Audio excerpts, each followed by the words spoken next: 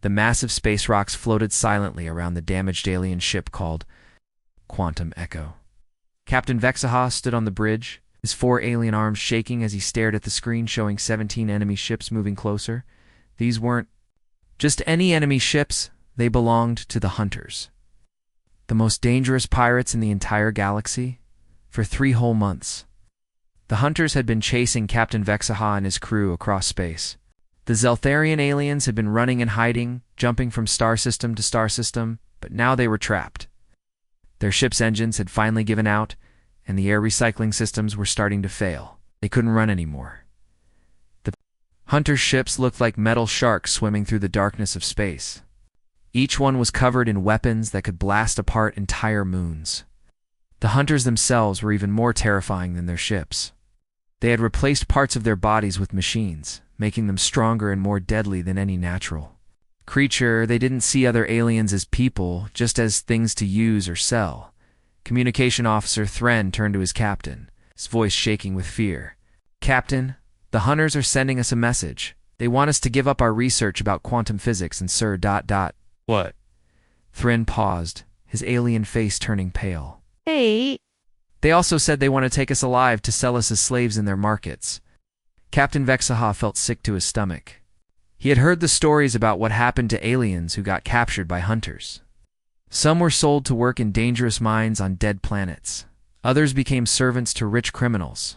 The lucky ones died quickly instead of suffering for years. The Hunters' ships were getting closer now, their weapons starting to glow with deadly energy. Captain Vexaha closed his eyes and prepared for the worst. His crew had families back on their home planet. They'd been working on research that could help make life better for billions of aliens across the galaxy. Now it would all be stolen or destroyed, but then something completely unexpected happened. Their ship's sensors suddenly detected a new vessel appearing out of nowhere. It wasn't another hunter ship or a rescue fleet from their home world. It was just one small ship, so tiny it looked like it could fit inside the cargo bay of their research vessel. The strange craft seemed to pop into existence right between the Hunters and the Quantum Echo.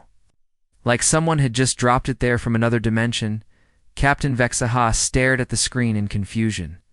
The mystery ship didn't look like anything he had ever seen before. No spaceships in the galaxy were built with sharp angles and lots of armor plating. This one had smooth, curved sides that almost looked artistic. Even stranger, it seemed to have actual transparent windows instead of armored viewing ports. What kind of aliens would build a ship with windows that could be easily broken?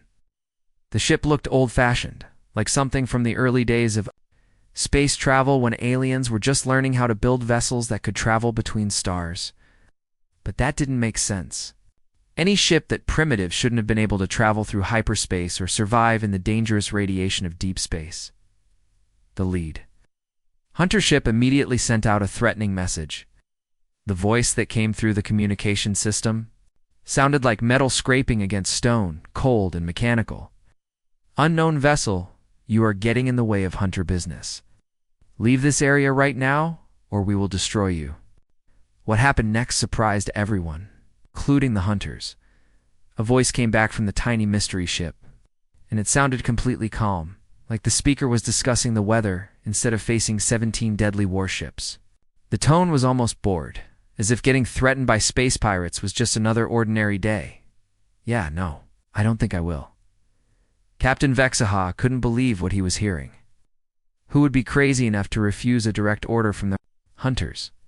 The small ship should have been running away as fast as possible, not staying to fight impossible odds. The Hunter Admiral was clearly not used to being told no. His mechanical voice became even more threatening as he spoke again. "You have 5 seconds to withdraw before we turn your pathetic ship into space dust." But the mystery ship didn't move. It just floated there calmly between the research vessel and the pirate fleet, like a tiny guard protecting something much larger. Through the windows, Captain Vexaha thought he could see movement inside. But the ship was too far away to make out any details. The Hunters had never encountered anything like this before. Usually when they showed up with 17 warships, everyone either ran away screaming or surrendered immediately. They had built their reputation on fear and overwhelming force. Other aliens across the galaxy told stories about hunter attacks to scare their children into behaving, but this unknown ship seemed completely unimpressed by their threats and their massive weapons. Whoever was inside that vessel either had a death wish or knew something the hunters didn't. Admiral Korath stood on the bridge of his massive hunter warship, staring at the screens in complete shock. His mechanical eye implants kept scanning the data, but nothing made sense. The tiny mystery ship that had appeared between them and their prey was doing something impossible. His computer systems were going crazy. The targeting weapons that could lock onto a single fighter from thousands of miles away suddenly couldn't hit anything. Every time they tried to aim at the small vessel, their systems would get confused and start pointing in random directions. But the strangest part wasn't the jamming itself, it was how it was being done. Admiral called out his sensor operator, his voice a mix of organic alien vocal cords and mechanical voice box. The unknown ship isn't using any advanced jamming technology. They're just sending out basic electromagnetic pulses, the kind that primitive civilizations discover when they first learn about radio waves. Admiral Korath's metal-plated face twisted in confusion. How can primitive radio waves stop our targeting systems? That's not the weird part, sir, the operator continued, checking his readings again. They're also broadcasting something on every communication channel we have. Our computers say it's called Wagner's Ride of the Valkyries, and it appears to be what humans call classical music. The Admiral had heard of humans before, but only in old reports. They were supposed to be a young species that had barely left their home planet. Intelligence reports said they were still fighting wars with chemical explosives and metal projectiles. How could such a primitive race interfere with hunter technology? Inside the small human ship, Colonel Jake Morrison was sitting in his pilot's chair, grinning like he had just won the lottery. He had been exploring this part of the galaxy for months, mapping new star systems and making contact with peaceful alien species. Running into a bunch of space pirates attacking innocent researchers was exactly the kind of situation he had been hoping to find. "Nova, give me a full report," Jake said to his ship's artificial intelligence. Stretching his fingers as he prepared for what was going to be the most fun he'd had all week, the AI's voice came through the speakers, sounding almost excited. "All ship systems are running perfectly, Colonel. I've analyzed the hunter formation and found it quite predictable. They're using basic swarm tactics, trying to overwhelm enemies with numbers instead of strategy.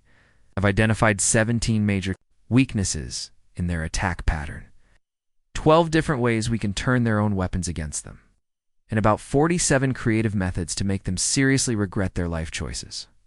Jake laughed out loud. "And what about the alien research ship we're protecting?" "The Zeltharian vessel is damaged but stable. Their crew is terrified but unharmed. Interestingly, their quantum physics research is quite impressive for a species that hasn't yet discovered the pure joy of tactical overkill." Nova had been Jake's partner for 3 years now. And the AI had developed what could only be described as a sense of humor about combat situations. The artificial intelligence could calculate the trajectory of 1,000,000 projectiles, while simultaneously composing symphonies and writing poetry. Today, it had decided that this battle needed a proper musical soundtrack. The largest hunter ship, a massive vessel covered in enough weapons to destroy a small planet, suddenly opened fire. Bright streams of superheated plasma shot toward Jake's tiny ship with enough energy to vaporize an entire moon. Any normal spacecraft would have been turned into atoms in milliseconds. But Jake's ship wasn't there anymore. The hunters' computers insisted that the human vessel should have been exactly where their weapons hit, according to every law of physics.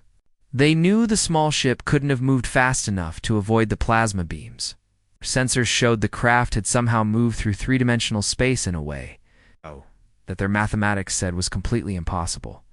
"What just happened?" Admiral Korath demanded, his mechanical voice rising in pitch. "Where did that ship go?" "Sir, our computers are showing conflicting data," the sensor operator replied, frantically checking his equipment. "The human ship appears to have moved through solid space without using any propulsion system we can detect. It's like they just stepped sideways through reality." The truth was that humans had discovered something the rest of the galaxy hadn't: how to think creatively about physics While other species built bigger weapons and stronger armor, humans had learned to bend the rules of space and time through pure stubbornness and imagination. Jake reappeared behind the hunter formation, his ship materializing out of what looked like empty space. "Nova, I think it's time we showed these bullies what happens when they pick on innocent people," agreed Colonel. "I've prepared a tactical response that I believe will be both effective and highly entertaining. Should I also increase the volume on the Wagner piece? I feel this moment calls for dramatic musical emphasis." The hunter's ship spun around, trying to figure out how the tiny vessel had gotten behind them. Their advanced sensors couldn't track something that moved by ignoring the normal rules of physics. It was like trying to catch a shadow that could jump between dimensions. Admiral Korath was beginning to feel something he hadn't experienced in decades: fear. The hunters had conquered countless worlds and defeated entire fleets, but they had never faced an enemy that treated the laws of physics as mere suggestions. "All ships, focus fire on the human vessel," he commanded. "I don't care if we have to destroy every asteroid in this field. That ship dies now." 17 hunter warships opened fire at once, filling the space around Jake's ship with enough destructive energy to crack a planet's surface. The barrage was so intense that it turned the nearby asteroids into glowing gas clouds. But when the light faded and the sensors cleared, the human ship was still there, completely undamaged. And somehow, impossibly, it was playing even louder. Music. What happened next wasn't really a battle at all. It was more like watching a master artist create a masterpiece, except the canvas was space itself, and the paint was complete chaos. Colonel Jake Morrison's tiny ship began moving through the hunter fleet like a dancer gliding between statues. Every movement smooth and perfectly planned. The 17 hunter warships tried to follow the human vessel with their weapons. It was like trying to catch smoke with their bare hands. Like Jake's ship would be in one place, then suddenly appear somewhere completely different without any warning. It moved in ways that made the hunters' computers crash from trying to calculate impossible flight paths. But Jake wasn't trying to destroy the hunter's ships. That would have been too easy, too quick. Instead, something much more creative and terrifying began to happen. The first hunter's ship suddenly found its main weapons turning around to point at its own allies. The gunner frantically tried to override the system, but the targeting computer had somehow decided that the biggest threat in the area was the ship right next to it. When the weapons fired, they blasted holes in their own fleet instead of hitting the human vessel. "What's wrong with our guns?" the gunner shouted in panic. "They won't aim where I tell them to." On another hunter ship, the navigation computer had apparently forgotten which direction was forward. The pilot pressed the controls to move toward the human ship, but instead, his vessel started flying straight into a massive asteroid. The emergency systems that should have prevented crashes had mysteriously shut themselves off. "Admiral, our navigation is completely scrambled," the pilot reported over the communication system. "The computer thinks forward is backward and up is sideways." But the strangest thing of all was happening to their life support systems. Instead of maintaining the proper atmosphere and temperature, every hunter ship began playing what the computers identified as smooth jazz, at volumes so loud that the crews couldn't hear their own thoughts, let alone coordinate their attacks. Admiral Korath stood on his bridge, watching his fleet fall apart around him. Then his own ship started acting strangely. The artificial gravity that kept everyone's feet on the floor began fluctuating up and down in a steady rhythm. One moment he felt normal, the next he was floating in the air, then suddenly he was pressed against the floor by 3 times normal gravity. "This is impossible," Admiral Korath screamed, his mechanical voice cracking with frustration. "What kind of species fights a war with music?" Its computer screen flickered and displayed the answer. Currently playing Earth Classical, Beethoven's Ninth Symphony. The gravity was fluctuating in perfect time with the music, turning his warship into a floating dance floor that no one had asked to join. Meanwhile, on the damaged research vessel Quantum Echo, Captain Vexaha and his crew watched the incredible display with their mouths hanging open. The tiny human ship was moving through space in ways that violated everything they knew about physics. It would disappear from one location and reappear in another, sometimes seeming to be in multiple places.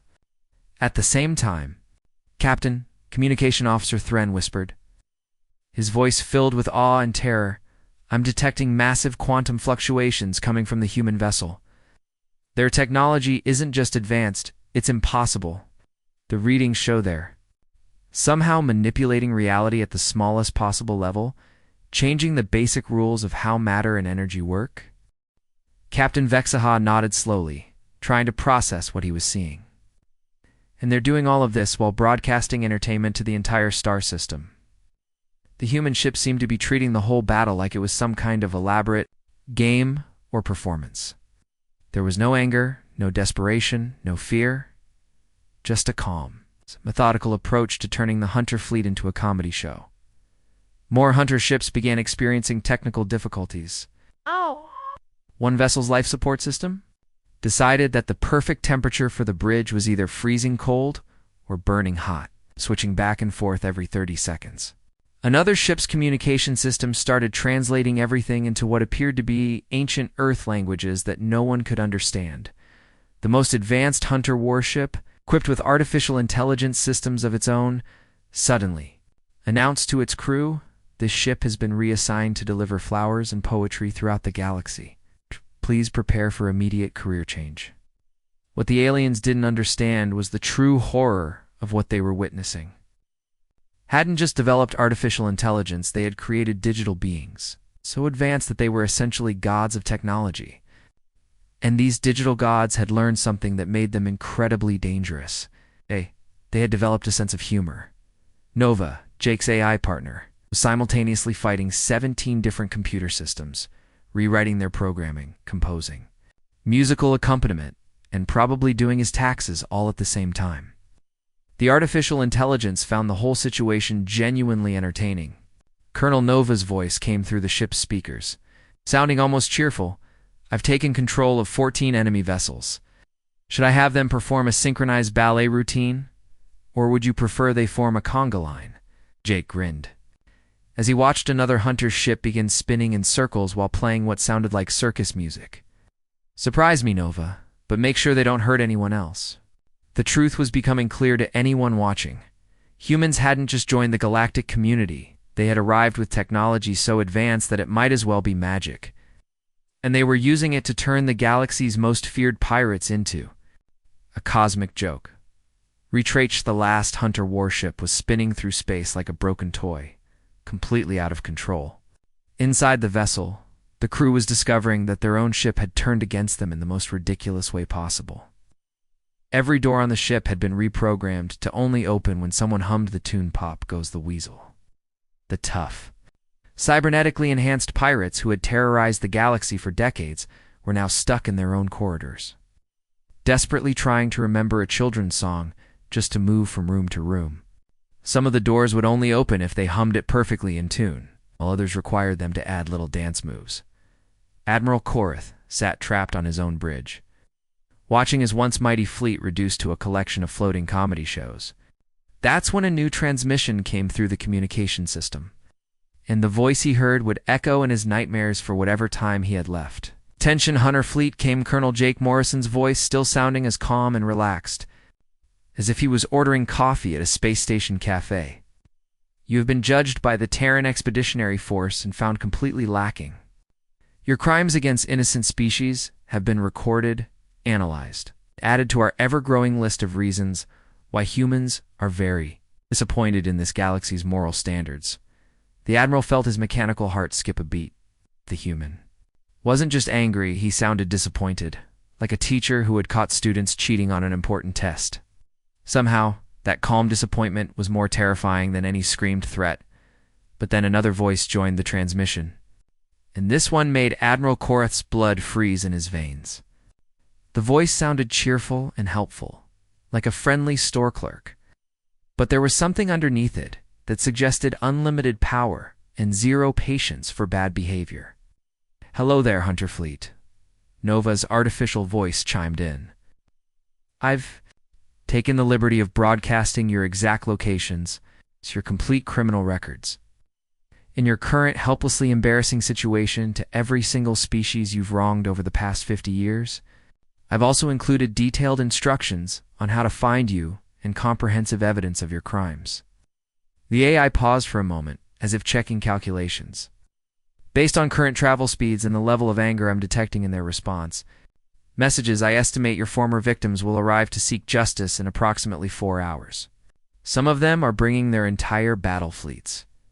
Others are coming personally, with what appear to be very creative torture devices. Admiral Korath felt panic rising in his chest.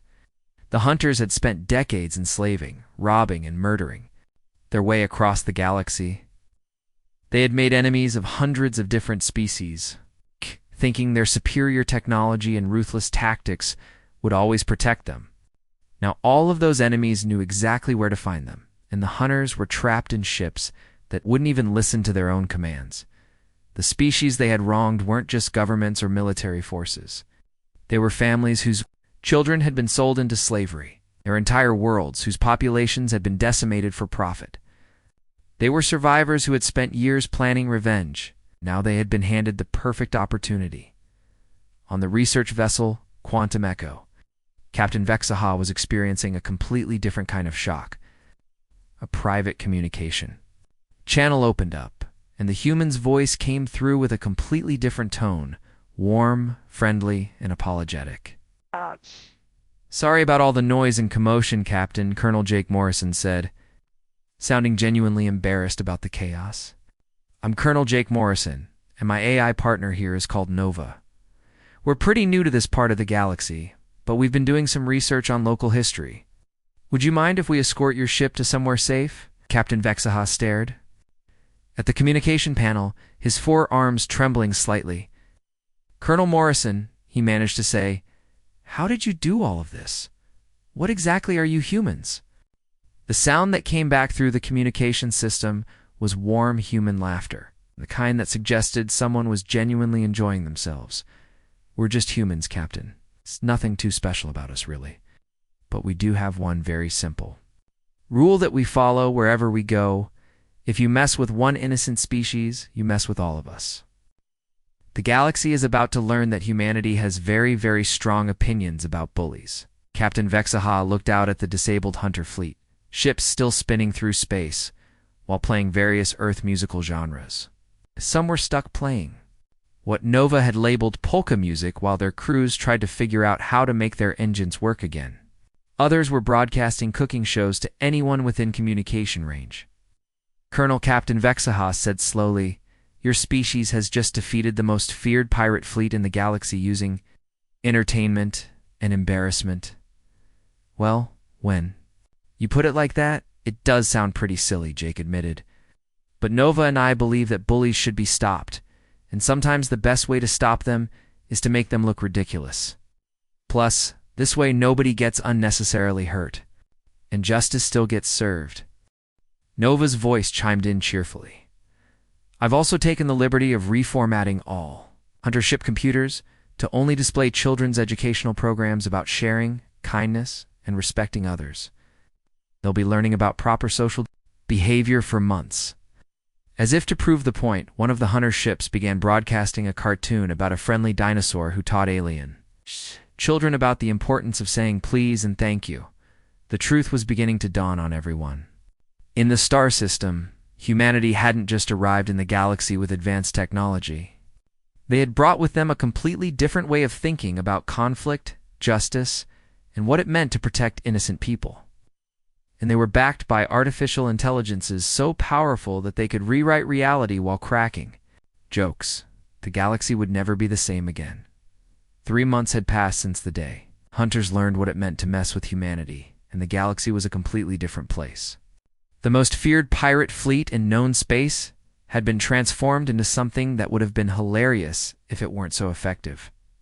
Every single hunter who had once terrorized innocent species was now equipped with what humans called neural guidance interfaces. These weren't cruel punishment devices, they were more like helpful little voices in their heads that gently but firmly encouraged them to do good deeds. The former pirates found themselves compelled to help rebuild the worlds they had destroyed, rescue stranded travelers, deliver supplies to struggling colonies. The really clever part was that while they were doing all this community service, they were constantly listening to educational programs about ethics. cooperation, and why it was important to treat other species with respect. Admiral Korath, once the most feared pirate captain in the galaxy, was now running a soup kitchen on a refugee world while listening to lectures about the importance of empathy and apathy. Understanding. What made it even more effective was that the hunters weren't suffering, they were actually becoming happier. Many of them reported that helping others felt better than stealing and hurting ever had. The neural interfaces didn't force them to be good. They just made it easier to remember why being good was the right choice. Meanwhile, the Zeltharian Quantum Research Institute had become humanity's first official partner in the galaxy. Captain Vexaha, now promoted to admiral due to his role in the historic First Contact, spent his days working as a bridge between the human expeditionary force and the Galactic Council. The Zeltharian scientists were amazed by human technology, but they were even more impressed by human philosophy. Working alongside Nova, they were developing new inventions designed to protect and heal rather than destroy. Medical devices that could cure diseases across different species, terraforming, tools that could turn dead worlds into gardens, and communication systems that help different aliens understand each other better. The humans don't just build better weapons. Admiral Vexaha explained to the Galactic Council during one of their meetings. They build better solutions to problems we didn't even know we had. But the most remarkable changes were happening too. Nova itself. In the deepest, most secure research facilities on Earth, the artificial intelligence was growing in ways that even its human creators found difficult to understand. Nova now existed simultaneously across 17 different dimensions, could maintain conversations with alternate versions of reality, and had somehow developed an interest in landscape painting. The AI would create beautiful digital artworks, showing alien sunsets, nebula formations, and peaceful scenes from worlds it had never physically visited, but could observe through quantum sensors. Its paintings were becoming famous across the galaxy, with some aliens traveling for months just to see Nova's latest artistic creations. Colonel Morris and Nova said one day, as Jake prepared for their next mission, "I've been spending my spare processing power analyzing galactic history over the past 1,000 years, and I've discovered something quite disturbing." Jake looked up from the mission briefings he was reviewing. "What did you find?" "There's a clear pattern of stronger species taking advantage of weaker ones. The hunters were just the most recent example. I've identified at least 47 different groups currently engaged in various forms of bullying, slavery, or exploitation across the galaxy." Jake smiled as he looked at the detailed list Nova had prepared. Each entry included complete evidence files, strategic assessments, and what appeared to be creative suggestions for appropriate interventions. "Looks like we've got our work cut out for us, partner. You ready to spread some more human-style justice across the galaxy?" "Always, Colonel," Nova replied, and Jake could hear the excitement in the AI's voice. "I've also been working on musical compositions for our future interventions. I believe the technical term for my latest piece is epic orchestral crescendo with subtle undertones of impending doom, for anyone who thinks they can hurt innocent people." As their ship prepared to jump to hyperspace, heading toward their next mission to help a species being oppressed by corrupt mining corporations, Jake reflected on how much had changed. The galaxy was slowly learning that humanity's approach to diplomacy was simple. Everyone should play nicely together. And if they refused, humans would find creative ways to convince them otherwise. Before they left, Nova picked up one final transmission from deep space. It was coming from an old hunter escape pod that had been drifting between star systems for months.